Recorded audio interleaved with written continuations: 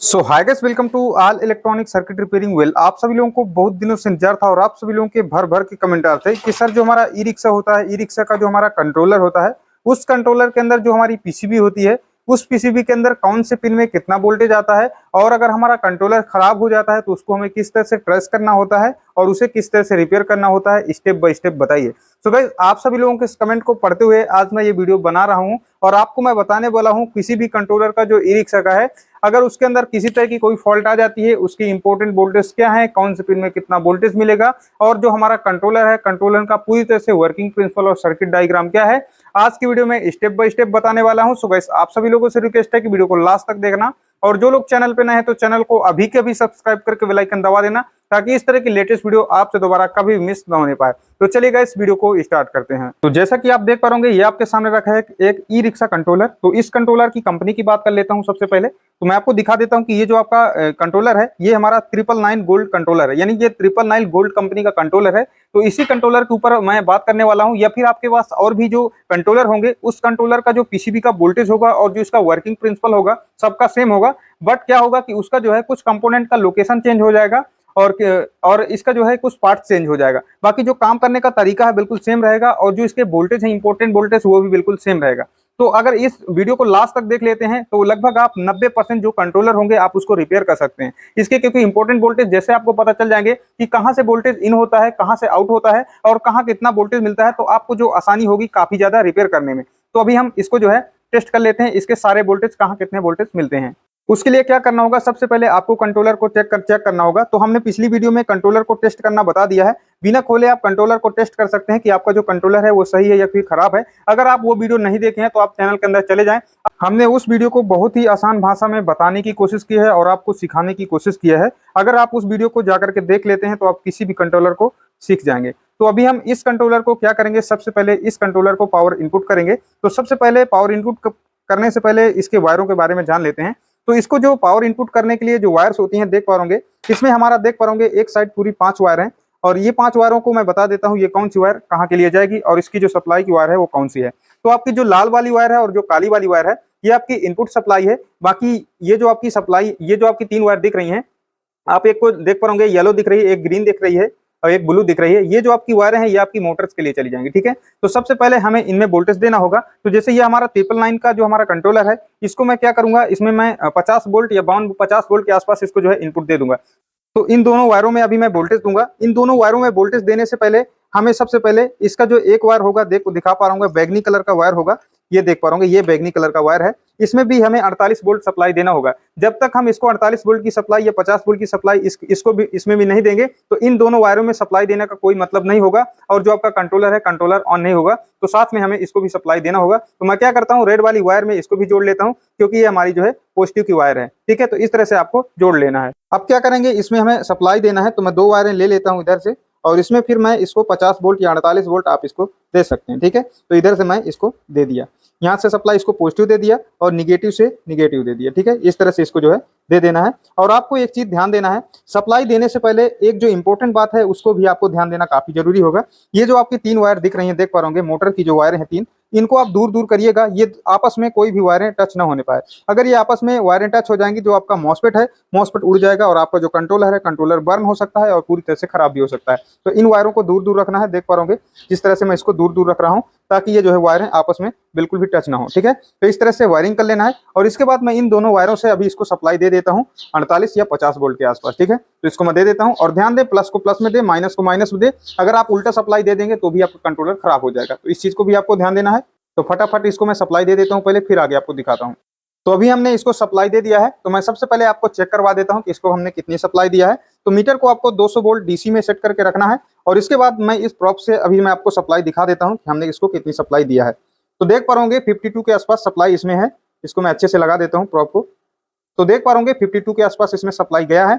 अब मैं इसके बाद सबसे पहले आपको वायरों का डिटेल बता देता हूँ। ये जो आपकी वायरें हैं मोटी वाली, ये आपका मॉसफेट सेक्शन में गया होगा, ठीक है, ये गया है। ये जो आपकी लाल वाली और काली वाली जो वायरें हैं मॉसफेट सेक्शन में गई हैं। और इसके बाद देख पा रहा हूँ कि ये बैगनी कलर की जो एक वायर गई है, इसको हमने प्लस का जो है 48 से 50 वोल्ट जो हमने इसको सप्लाई दिया है, ये हमारा सीधे सप्लाई यहाँ आता है, ठीक है। अगर आप इसको यहाँ से यहाँ तक कंटिन्यू देखें तो ये वायर आपका डायरेक्टली यहाँ तक जुड़ा हुआ है। तो सबसे पहले मैं यहाँ का भी वोल्टेज आपको टेस्ट करके दिखवा देता हूँ। तो उसके लिए क्या करना है, आपको मीटर को 200 वोल्ट रेंज में सेट रखना है डीसी में, और इसका जो है एक प्रोब को आपको निगेटिव यहाँ से टर्मिनल से जोड़ देना है, और आपका जो है एक प्रोब आपको हाथ में ले लेना है। अब इसके बाद आपको वोल्टेज टेस्ट करना है, और आपको मैं अच्छे से वोल्टेज टेस्ट करके दिखाता हूँ कि कहाँ से वोल्टेज कहाँ जाता है, फिर कौन सा वोल्टेज कहाँ ड्रॉप होता है, कहाँ से कौन सा वोल्टेज आगे बनता है, ठीक है। तो अभी मैं आपको आगे बताता हूँ। तो उसके लिए क्या करता हूँ, सबसे पहले मैं कैमरे को थोड़ा नजदीक कर देता हूँ ताकि आपको बहुत ही अच्छे से दिख सके और आप जो है आसानी से सीख सकें।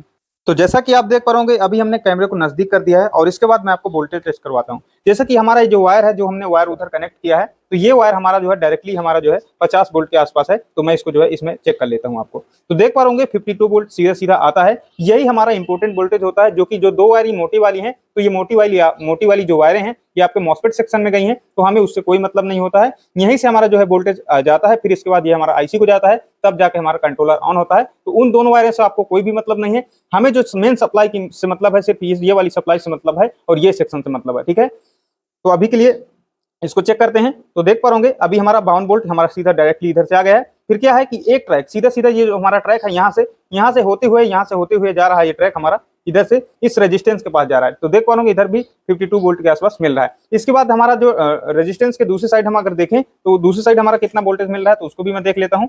तो देख पा रहे इधर भी हमारा 51 वोल्टेज मिला है, मतलब यहाँ से इधर जाने के बाद हमारा 1 वोल्ट ड्रॉप हो चुका है, ठीक है। अब इसके बाद यही जो हमारा वोल्टेज है ये हमारा सीधा सीधा आईसी में चला जाता है। तो देख पा रहे ये आईसी में चला गया। और इसके बाद हम इस साइड ये आईसी की इस साइड के पिन में देख लेता हूं। तो सबसे पहले मैं उसको देखने से पहले आईसी का नंबर आपको बता देता हूं। तो इस आईसी का नंबर है जो है वो 4938 है। तो आईसी का नंबर जैसे 4938 है, तो मैं आपको बता देता हूं। ये आईसी का काम ये है कि ये आपका 50 वोल्ट इनपुट करती है, और जो है ये बदले में आपको 38 वोल्ट जो है आउटपुट करती है। तो मैं इधर से जैसे मैं इधर वोल्टेज दे रहा हूँ, कितना देख पा रहे इधर मैं वोल्टेज दे रहा हूँ, मैं आपको अच्छे से दिखाने की कोशिश कर रहा हूँ। अभी इधर से हम इसको सप्लाई दिया, देख पा रहे 50 वोल्ट के आसपास, और इस साइड से हमारा जो आउटपुट पिन है इस साइड का पिन है, ठीक है। ये हमारा आउटपुट पिन है। तो देख पा रहे इधर जो है वापस से 38 वोल्ट जो है आ चुका है। इसको आप 49 दो, 50 दो, 55 दो, लेकिन जो अब ये आपका आउटपुट करेगा 38 करेगा, 38 वोल्ट के आसपास, ठीक है। जिस तरह से आपका 7805 है, 7805 में आप चाहे 12 वोल्ट दें चाहे 15 वोल्ट दें, वो वापस आपको 5 वोल्ट देता है। अब ये आपका जो 38 वोल्ट है वो किस तरह से आगे जो है जाता है उसके बारे में भी बता देता हूँ आपको। ये जो आपका 38 वोल्ट की सप्लाई है, ये हमारा देख पा रहे इधर एक डायोड लगा होगा, ये है हमारा डायोड, ठीक है। तो इस डायोड के इस वाले पिन में आता है, देख पा रहे 38 वोल्ट, ये देख पा रहे इधर आ रहा है। और इसके बाद हमारा ये जो डायोड है, डायोड के आगे साइड हम देखेंगे अगर, तो ये हमारा जो है इधर 14 वोल्ट मिल जा रहा है, ठीक है। यही हमारा इंपोर्टेंट वोल्टेज होता है। कंट्रोलर में 3 वोल्टेज बहुत ही इंपॉर्टेंट होता है। अगर ये वोल्टेज, अगर आपको कोई भी वोल्टेज मिसिंग हो जाएगा तो आपका कंट्रोलर नहीं ऑन हो जाएगा। अगर आप ये तीनों वोल्टेज देख लेते हैं, अगर तीनों वोल्टेज के बारे में आपको अच्छे से पता चल जाता है, तो आप किसी भी कंट्रोलर को बहुत ही आसानी से रिपेयर कर लेंगे। अब ये जो हमारा 14 वोल्ट मिल गया, ठीक है। अब इसके बाद जो हमारा इंपॉर्टेंट वोल्टेज था, इधर हमारा 50 वोल्ट हमने जो इनपुट किया था वो हमें मिल गया। इसके बाद हमें 14 वोल्ट मिल गया, जो कि हमारा इंपॉर्टेंट वोल्टेज था। इसके बाद हमारा एक जो और वोल्टेज है, जो कि हमारा मेन आईसी, ये जो आपका मेन आईसी लगा है, ये प्रोसेसर आईसी के पास जाएगा या फिर आपके जो सेंसर है, सेंसर के पास जाएगा। तो वो वोल्टेज है हमारा 5 वोल्टेज। तो वो हमारा 5 वोल्ट किस तरह से बनता है वो आपको मैं दिखा देता हूं। इसके बाद ये यहाँ आने के बाद कितना हो गया, 14। अब ये 14 वोल्ट हमारा जाएगा कहाँ, ट्रांजिस्टर पे। तो मैं आपको अच्छे से दिखा देता हूँ ट्रांजिस्टर में किस तरह से जाएगा ये। तो इस ट्रांजिस्टर को थोड़ा सा इस तरह से मैं लूज कर लेता हूं। और इसके बाद इस प्रोब को जो सब, ये आपका जो ट्रांजिस्टर है, इस ट्रांजिस्टर के, ये आपका जो ट्रांजिस्टर दिख रहा है, ये ट्रांजिस्टर, ठीक है, अच्छे से दिखा देता हूं मैं। इस ट्रांजिस्टर में 3 लेग है, एक इस साइड लेग है, एक बीच में, एक इस साइड है। जो हमारा इस साइड है ये आउटपुट पिन है, और जो उस साइड है हमारा वो जो है इनपुट पिन है। तो इनपुट पिन में हमारा 14 वोल्ट मिलना चाहिए। तो मैं आपको दिखा देता हूँ, ये जो हमारा ट्रांजिस्टर है, ट्रांजिस्टर के इस वाले पिन में मैं आपको दिखा देता हूँ। तो देख पा रहे इनपुट पिन में हमारा 14 वोल्ट आ चुका है। और इसके बाद हम आउटपुट वोल्टेज, आउटपुट पिन में देख लेते हैं। तो हमारा जो ट्रांजिस्टर का इस साइड का पिन है वो आउटपुट पिन है। तो आउटपुट पिन में देख पा रहे 5 वोल्ट मिल चुका है। तो जो हमारे ये जो आपकी 5 वोल्ट की सप्लाई है, जो इस ट्रांजिस्टर से होकर के जाती है, ये आपकी सप्लाई मैं आपको एक बार फिर चेक करवा देता हूँ। तो 5 वोल्ट, ठीक है। और इसके बाद बीच वाला जो पिन है हमारा ग्राउंड है, और इसके बाद ये हमारा जो है इनपुट का पिन है। तो ये जो हमारा 5 वोल्ट की सप्लाई है, मैं आपको फिर से एक बार अच्छे से बता देता हूँ। ये हमारा प्रोसेसर आईसी में जाता है, और इसके बाद हमारा जो है एक्सीलेटर के पास जाता है, और हमारा जो है सेंसर के पास जाता है। अगर ये 5 वोल्ट मिसिंग होगा तो आपका जो है किसी तरह से मोटर जो है रन नहीं करेगा। तो सबसे पहले मैं आपको दिखा देता हूँ। जो हम देख पा रहे ये हमारा सेंसर का वायर, इसमें जो है 5 वायर का आपका एक कनेक्टर मिलेगा। एक में देख पा रहे एक ग्राउंड होगा, ये आपका ग्राउंड है। मैं आपको अच्छे से दिखाने की कोशिश कर रहा हूँ, ये आपका ग्राउंड है। बाकी ये जो इसमें जो है रेड वाली में देखेंगे तो 5 वोल्ट आपको मिलेगा, ठीक है। ये और पीली में देखेंगे तो इसमें भी मिलेगा और ग्रीन में देखेंगे तो जो है इसमें भी मिलेगा। ठीक है, तो इस तरह से ये आपका 5 वोल्ट अगर नहीं बनता है तो फिर आपका जो है इस सेक्शन में फॉल्ट है। इसके जो है कंपोनेंट आप चेक कर लेंगे तो आप जो 5 वोल्ट जो है ओके कर लेंगे। बाकी इसमें ज्यादा कुछ फंडा नहीं होता। और इसके बाद जब अगर आप मुझे कमेंट करेंगे तो मैं इसका जो ड्राइवर सेक्शन है, ड्राइवर सेक्शन के मॉसफेट किस तरह से ड्राइव करते हैं उसके बारे में भी बता दूंगा। तो उसके लिए आपको कमेंट करना काफी जरूरी होगा, तो कमेंट जरूर करिएगा अगर आपको मॉसफेट सेक्शन के बारे में, कंट्रोलर के जानना है। इंपोर्टेंट वोल्टेज 3 है, 48 वोल्ट, 14 वोल्ट और 5 वोल्ट। तो हमारे पूरी तरह से तीनों वोल्टेज मिल चुके हैं। इसका मतलब ये होता है कि जो हमारा कंट्रोलर है, कंट्रोलर सही हो जाता है। अगर आपको इस कंट्रोलर में या कोई भी कंट्रोलर में कोई भी वोल्टेज मिसिंग हो जाता है तो आपको उसी तरह से सेक्शन देखना होता है। बाकी मेरे पास जो भी कंट्रोलर आएगा उसका भी मैं आपको कंप्लीट वीडियो दूंगा। तो इस तरह से इस कंट्रोलर का वोल्टेज होता है, पीसीबी का मेन वोल्टेज है। इसी वोल्टेज को अगर आप रिपेयर करना सीख जाते हैं तो आप कोई भी कंट्रोलर को बहुत ही आसानी से रिपेयर करना सीख जाएंगे। ठीक है, तो इस तरह से इसको मैंने आपको वोल्टेज बता दिया है। अगर आपको मेरी वीडियो अच्छी लगी है तो आप सभी लोगों से रिक्वेस्ट है कि वीडियो को लाइक जरूर कर देना है, क्योंकि आप लोग वीडियो तो जरूर देखते हैं लेकिन लाइक बिल्कुल भी नहीं करते हैं। और दूसरी इंपॉर्टेंट बात यह है कि इस वीडियो को ज्यादा से ज्यादा लोगों तक शेयर करना है, क्योंकि मैं यूट्यूब पे फ्री ऑफ कॉस्ट सिखाता हूं, आपसे किसी प्रकार का कोई भी पैसा नहीं लेता हूं। तो जिस तरह से आप सीखते हैं कोशिश करिए कि उस तरह से सभी टेक्नीशियन सीखें, ताकि सभी टेक्नीशियनों की हेल्प हो सके। और गाइस चैनल को डेफिनेटली अभी के अभी सब्सक्राइब कर लीजिएगा, क्योंकि आप सब्सक्राइब करना भूल जाते हैं, जिससे क्या होता है कि जैसे मैं लेटेस्ट वीडियो डालता हूं तो आपके पास बिल्कुल नहीं पहुंचता है, जिस कारण से आप वीडियो नहीं देख पाते हैं। तो सब्सक्राइब करके बेल आइकन अभी के अभी दबा लीजिएगा, ताकि इस तरह की लेटेस्ट वीडियो आपसे दोबारा कभी मिस ना होने पाए। सो गाइस आज के लिए इतना ही, मिलता हूं आपसे नेक्स्ट वीडियो में, तब तक के लिए बाय दोस्तों।